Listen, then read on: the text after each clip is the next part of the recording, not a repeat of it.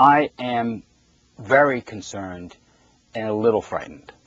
If terrorists were to come to this city, Washington, and explode a nuclear weapon, how big would it be, and how would they do it? Would they drop it from the air, or would they carry it in a suitcase? It's almost certain to be transported by land. There's no reason, I mean, missiles are just out of the question. That's a whole new level of complication that no terrorist would consider. Airdrop is possible, but it gets complicated. Now you're talking about fusing devices and things. It's just much easier to put it in a footlocker, or in the Sum of All Fears. They have it in a Pepsi machine down at Baltimore Stadium. That's where you'd put it in a cargo container, particularly for New York. It's like horseshoes. Almost counts. Close enough is okay. So you bring it to a port and detonate it there. That's all you have to do. And we'd be talking about what they call a first-generation nuclear device, Hiroshima, Nagasaki level, about 15,000 tons of explosive force. So it would, destroy a good half to a mile radius from the source of the bomb by blast, and then fire damage, heat damage would extend several miles beyond that. You said that the race is to get a hold of these unsecured uranium stockpiles. Where are they? Fortunately, we have a pretty good idea of where they are. We know where most of them are, and they're in Russia and its other former states of the Soviet Union, scattered in around 100 different sites. The good news is that we've helped secure about 50% of those sites with modern technology and modern safeguards. The bad news is that we haven't secured the other half. But there's also highly enriched uranium in research reactors scattered in about 100 reactors in about 40 countries. And these are things that are often in universities. Robert Gates, the former Secretary of Defense, when he was president of A&M University, current Secretary of Defense, when he was president of A&M University, has a nuclear reactor on his university that's fueled by highly enriched uranium. And this highly enriched uranium can be taken from those reactors and converted directly into a nuclear weapon. And often those things are guarded like library books. They're not considered a national security threat, but they are. So we now have a program to go out and convert those reactors into low-enriched uranium that can't be used for a bomb. Costs about $2 or $3 million a pop. That's the good news. The bad news is we're only doing about 5 or 6 a year around the world, and we should be doing more like 20 or 30 a year and getting this job done in the next 4 years, not the next 20.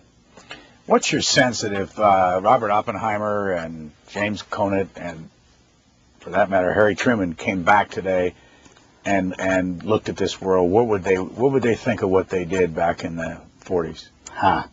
First, they would be completely amazed that there hasn't been another nuclear detonation in combat. I think most people in the 50s and early 60s thought it was just a matter of time. And this is what, in fact, inspired John F. Kennedy and Richard Nixon and others to create the non-proliferation regime that has helped contain this danger, if not altogether eliminate it. So they would think that we've been incredibly wise and very, very lucky to go 62 years without using another nuclear bomb. And the second, I believe that they would be appalled that there were still so many of these things. What on earth do we need with 26,000 nuclear weapons? Why does the United States need 10,000 nuclear weapons? And not Hiroshima, Nagasaki type weapons, by the way. These are not the atom bombs of the 40s. These are hydrogen bombs. We discovered in the late 40s and early 50s that we could use the heat and the pressure created by an atom bomb to go from fission to fusion, where we could start fusing together atoms. That is, we could replicate the basic energy source in the universe. This is what powers our sun and all stars in the universe. It's this fusion of hydrogen atoms into other higher, more complex atoms. And when you do that, you release even more energy than you do when you try to split them apart. So we developed hydrogen bombs that do this, that can explode at not 15,000 tons, but 150,000 tons, 1.5 million tons, over and over again. These hydrogen bombs are what we now have, and we have about 10,000 of them. And there's no real military mission for these weapons, other than to deter other people from attacking us. But you don't need thousands to do that. You need a few.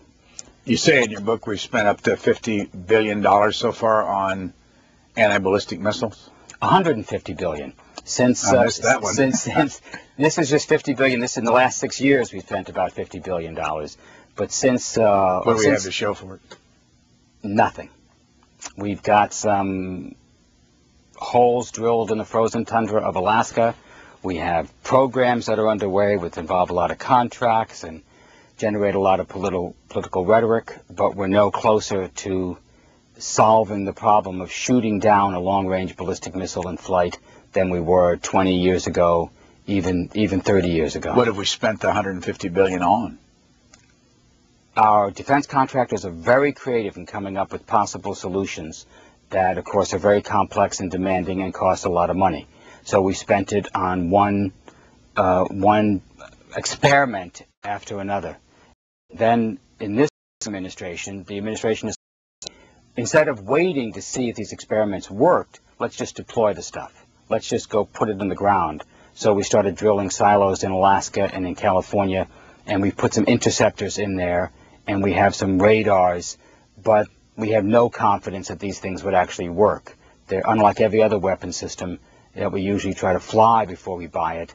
We're just going ahead with it. And I think the attempt is to sort of create facts on the ground, make it much more difficult to turn this program off in the next administration. What's Congress been doing about this, from their, approval of the budget and all that?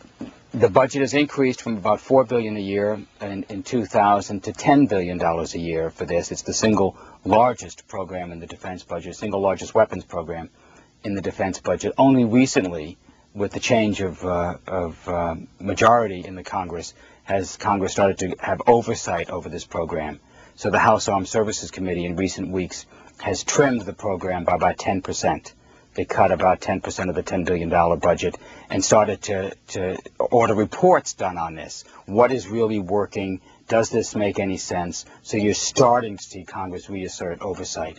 I expect that that's going to continue. And, the history tells us that these programs, go up and down, up and down. As long as there's a lot of money in the defense budget, as long as the defense budget's going up, then the missile defense programs are allowed to go up. But as soon as that tightens, and we're seeing that tightening now, as soon as those budgets start to come down, the missile defense is almost always cut, because it's really a program that the Joint Chiefs don't care very much about. They don't think of this as vital to their mission, so it's expendable.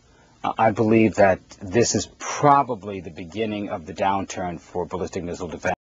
Again, this will be the third time we've seen this boom and bust cycle. What's the most nuclear weaponry we've had in history? We have 10,000 now. What's the most? During the height of the Cold War, there was about 60,000 nuclear weapons in the world. We had about 35,000 at our peak. And thanks largely to Ronald Reagan, we implemented treaties that not only capped those numbers, but mandated sharp reductions. So in the last 15 years, we've cut that number in half. What have we done with the weapons? A lot of them the weapons themselves are destroyed. That's the easy part, getting rid of the missiles, getting rid of the subs, and there's lots of photos of bombers being cut up with axes and missile silos being detonated. The material, and then the weapons, the warheads are disassembled and thrown away, but the warhead, the pit, the core of is much more difficult to get rid of. Plutonium, plutonium like diamonds is forever. There's really nothing you can do about that except find some deep geological depository, a pit that you could throw these pits into. Uranium, on the other hand, you can recycle. Uranium is recyclable. In fact, this is one of the great proliferation success stories. We've bought up 500 tons of highly enriched uranium that used to be in Soviet warheads.